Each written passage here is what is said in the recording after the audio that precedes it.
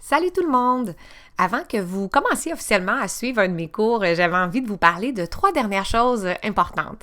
Alors, on va aborder le sujet des erreurs, de la comparaison et du temps consacré avant de faire notre serment.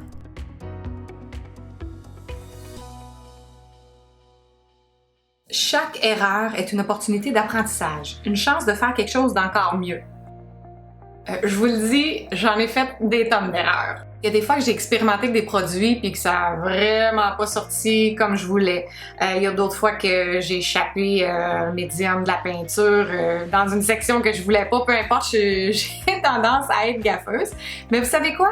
C'est pas grave. La beauté des médiums dans le mix média, c'est qu'on peut en rajouter, on peut en enlever, on peut s'en servir pour cacher une section qu'on aime moins. Bref, il y a toujours quelque chose à faire. Et puis souvent, le résultat final est encore mieux que si on n'avait pas fait la gaffe. Parce qu'on est obligé d'être créatif pour s'en sortir. On n'avait pas le choix, on a poussé nos limites, on a essayé de trouver une solution, puis souvent, le résultat est juste wow! Les erreurs nous permettent d'apprendre, de grandir, de se dépasser. On est souvent bien trop dur envers nous-mêmes. On juge de nos gaffes, on s'en veut, on se traite de nounounes. Hey, voyons, on dirait même pas ça à une de nos amies qui a fait la même gaffe. Soyez donc votre meilleure amie et soyez indulgente envers vous-même. Voici quelques proverbes et citations que je trouve magnifiques. Les erreurs sont la preuve que vous essayez. Ben oui.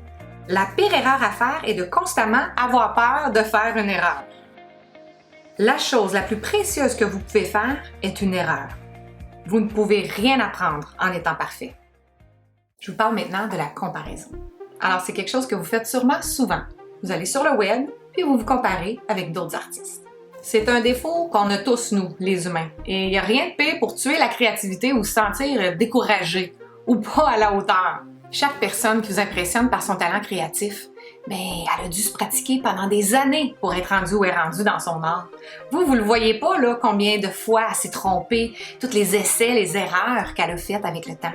Puis dites-vous que même ces artistes-là, super talentueux que vous enviez, eux autres aussi, ils se comparent à des artistes encore meilleurs qu'eux. Là, je parle en général, mais c'est pareil quand on suit un cours. On est souvent inquiet que notre projet ne va pas ressembler à celui des autres élèves ou encore à notre professeur. Mais ce n'est pas le but de peindre, mes amis.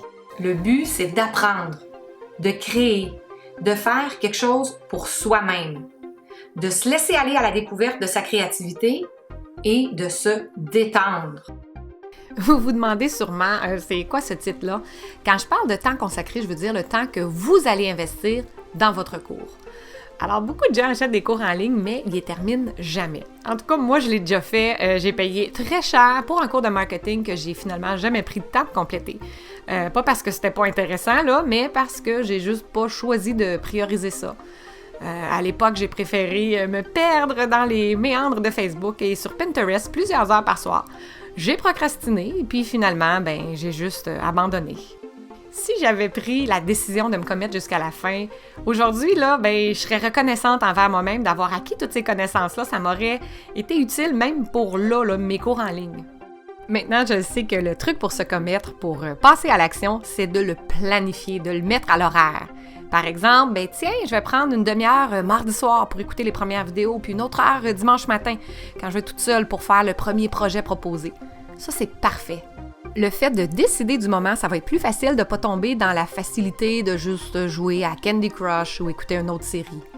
Décidez de votre plan de match pour ce cours, puis respectez-le. Parce que vous êtes capable, parce que ça vous tente, puis parce que ça fait tellement du bien de s'accorder un petit peu de temps pour explorer sa créativité.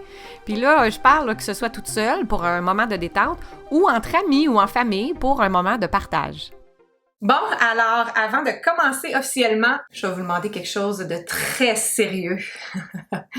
On va prêter serment. Je vous demanderai de lever la main droite, de mettre votre main gauche sur votre cœur et répéter après moi.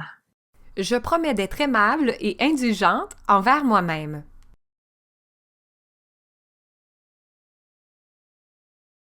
Je promets d'accueillir les erreurs et d'en tirer des leçons.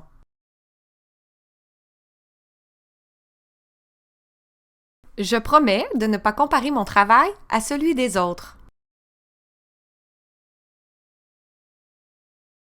Je promets de me planifier du temps pour terminer ce cours?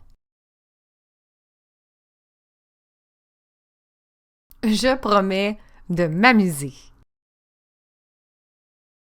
Merci d'être là. J'ai hâte de vous retrouver pour le module 1. En attendant, bonne journée et à bientôt!